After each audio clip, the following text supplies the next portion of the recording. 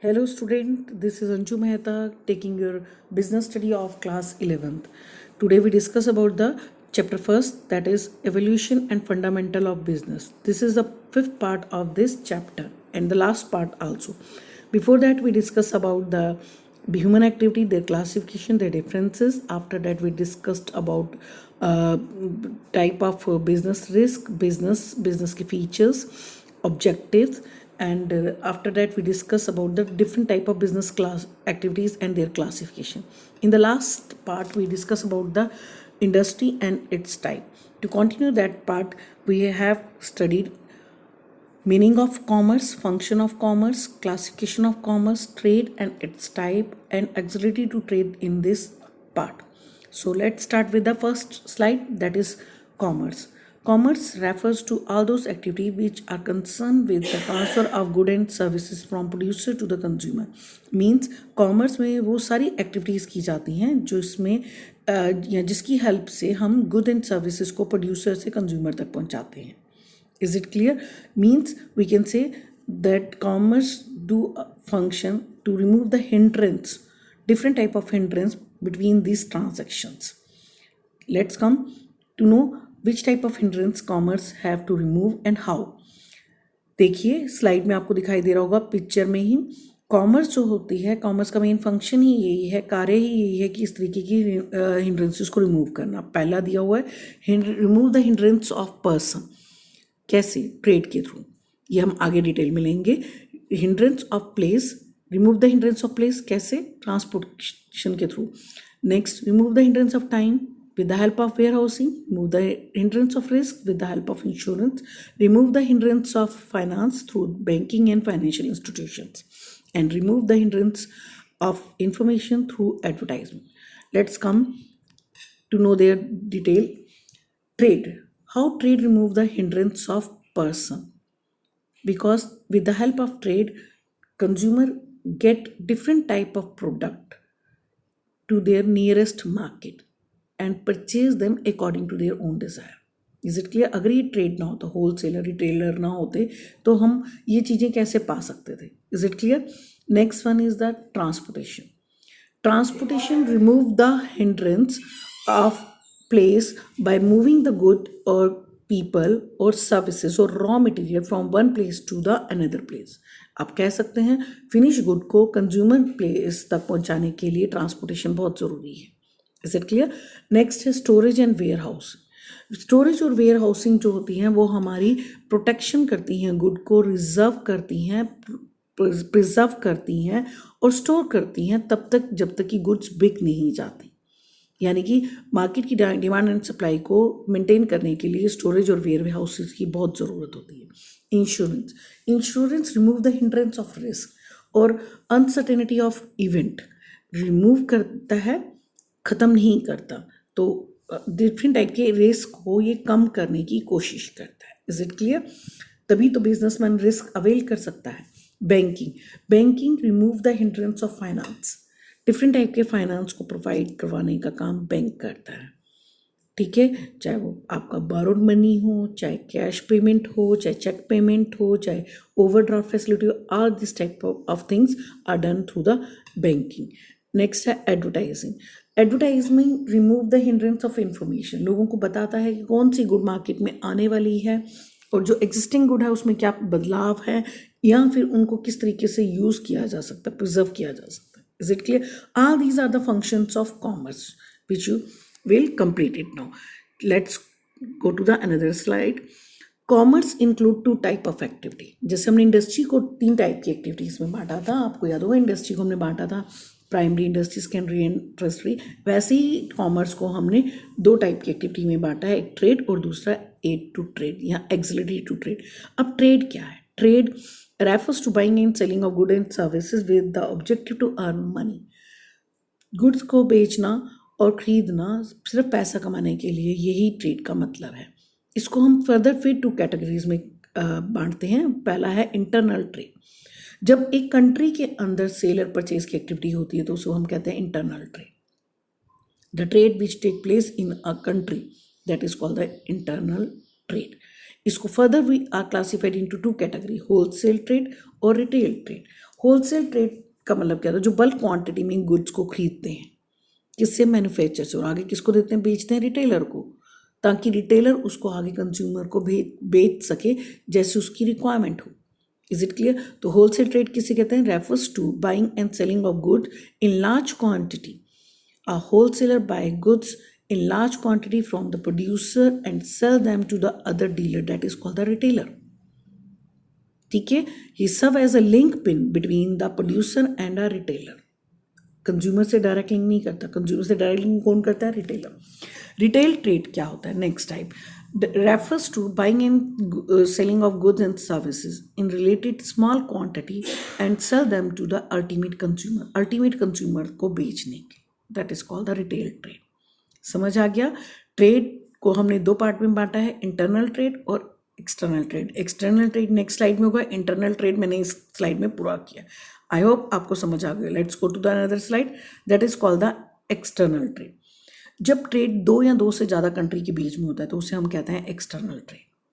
Trade between two और more than two countries, that is called the external trade. It is also classified into three categories. First one is import trade, another export trade, और third one is intraport trade. Import trade क्या होता है? If goods are purchased from another country, that is called the import trade.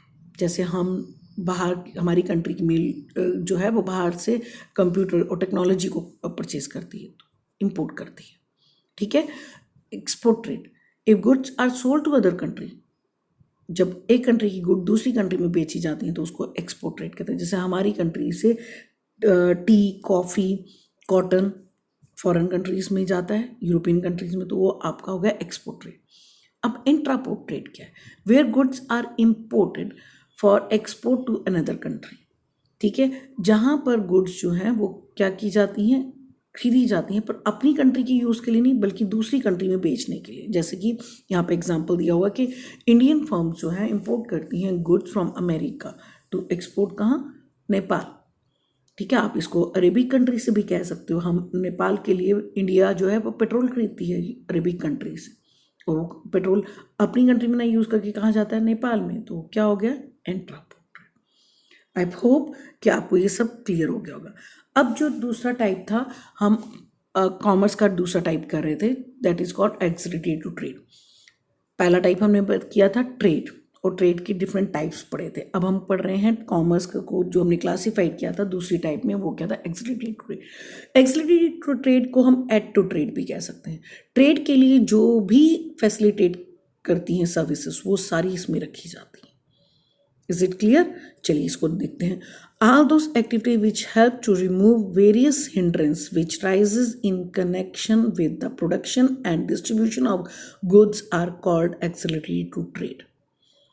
ठीक है, यानी कि goods को बेचने के लिए, प्रोड्यूसर से कंज्यूमर तक पहुंचाने के लिए जितनी भी एक्टिविटी की जाती हैं जो कि हेल्प करती हैं ट्रेड को, वो सब क्या कहलाती हैं? एड टू ट्रेड या एक्सिलरी टू ट्रेड।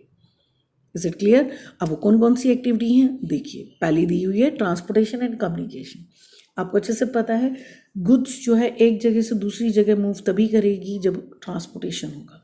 इस ट्रांसपोर्टेशन की हेल्प से हम raw material, machine, man, even finish product को भी मूव करवाते हैं। तभी तो वो मैन्युफैक्चर प्लेस पे जहाँ बनता है वहाँ से निकल कर कहाँ आता है? कंज्यूमर जो उसे यूज़ करते हैं उन प्लेस तक। ऐसे ही कम्युनिकेशन भी, कम्युनिकेशन के थ्रू हम लोगों को ये बताते हैं कि हमने क्या चीज़ बनाई, या आने वाले टाइम में कौन सी चीज़ को हम इंट्रोड्यूस करने जा रहे हैं, उसको के क्या क्या यूज़ है, उसमें क्या क्या चीज़ें, इंग्रेडिएंट्स हैं, उसको कैसे यूज़ किया जा सकता है, और वो आपकी लाइफ को कैसे फैसिलिटेट करेगी। ये सब चीज़ें जो है कम्युनिकेशन में आती हैं। तो कम्युनिकेशन में और भी आप कह सकते हो, कम्युनिकेशन जो है एडवर्टाइजमेंट के ही साथ नहीं हो सकता। बिजनेस में कम्युनिकेशन और मैनर्स में भी होता है, जैसे कि लेटर्स का जाना, आपके डॉक्यूमेंट्स का भेजना, जिसके लिए हम क्या यूज़ करते हैं? Postal services, courier services, telephone use करते हैं, फैक्स यूज़ करते हैं, इंटरनेट यूज़ करते हैं, वो भी इस कम्युनिकेशन का एक पार्ट है। ठीक है, तो बिना ट्रांसपोर्टेशन और बिना कम्युनिकेशन के हम कोई भी बिजनेस, कोई भी ट्रेडिंग एक्टिविटी नहीं कर सकते। Is it clear? आगे बात समझ। चलिए नेक्स्ट हम एक्टिविटीज ऑफ ट्रेड की जो सर्विसेज है उस पर आते हैं, वो है banking and finance. Bank need fund for acquiring assets, purchase raw material and meeting other expense. Bank की बहुत ज़रूरत होती है हमारे को बिजनेस में, क्योंकि बिजनेस को बहुत ज़्यादा पैसे की ज़रूरत होती है, कभी एसेट्स खरीदने के लिए, रॉ मटेरियल परचेज करने के लिए, कभी different overhead expenses, day to day expenditure को कंप्लीट करने के लिए। और ये फंड कौन ऑब्टेन करवाता है? Time to time bank. आप बैंक से लोन भी ले सकते हो, अपनी डिपॉजिट भी डाल सकते हो, और जब आपको ज़रूरत हो तो वो डिपॉजिट को निकाल कर यूज़ भी कर सकते हो। Is it clear? जब हम बिजनेस सर्विसेज पढ़ेंगे तो हम इन चैप्टर्स को डिटेल में करेंगे, तो आपको बहुत डिटेल मिल जाएगी। अभी सिर्फ आपके लिए नाम ही नाम बहुत है, ठीक है। Let's go to the another services, that is called the insurance. Insurance जो होती है वो रिस्क को कवर करती है। It is an indemnity against the risk. Different type of risk, किसी भी तरीके का रिस्क हो उसको शिफ्ट कर देती है दूसरों पे, जिसकी वजह से जो बिजनेसमैन है रिस्क को अवेल करने के लिए हमेशा तैयार रहता है, और जो जितना ज़्यादा रिस्क अवेल करेगा वो उतना ही ज़्यादा प्रॉफिट कमाएगा। Is it clear? तो हम ये कह सकते हैं कि एक्सिलरी टू ट्रेड में इंश्योरेंस जो होती है वो हेल्प करती है बिजनेसमैन की रिस्क को अवेल करने के लिए। वेयर हाउसिंग, वेयर हाउसिंग को दूसरा हम कह सकते हैं स्टोरेज, ठीक है। स्टोरेज में क्या होता है? हम गुड्स को प्रिजर्व करते हैं, स्टोर करते हैं, रखते हैं, कैप्ट करते हैं तब तक कि जब तक कि वो बिक ना जाए। ये ज़रूरी नहीं है कि हम फिनिश ही गुड्स को प्रिजर्व स्टोर करेंगे, नहीं, आप रॉ मटेरियल को भी रख सकते हैं। जैसे आप कह सकते हो कई रॉ मटेरियल ऐसे होते हैं जो पूरा साल नहीं उगते, एक ही सीज़न में मिलते हैं और उसके बाद पूरा साल यूज़ होते हैं। जैसे शुगर केन, शुगर तो पूरा साल बनती है बट शुगर केन एक ही सीज़न में आता है, तो उसको स्टोर करना।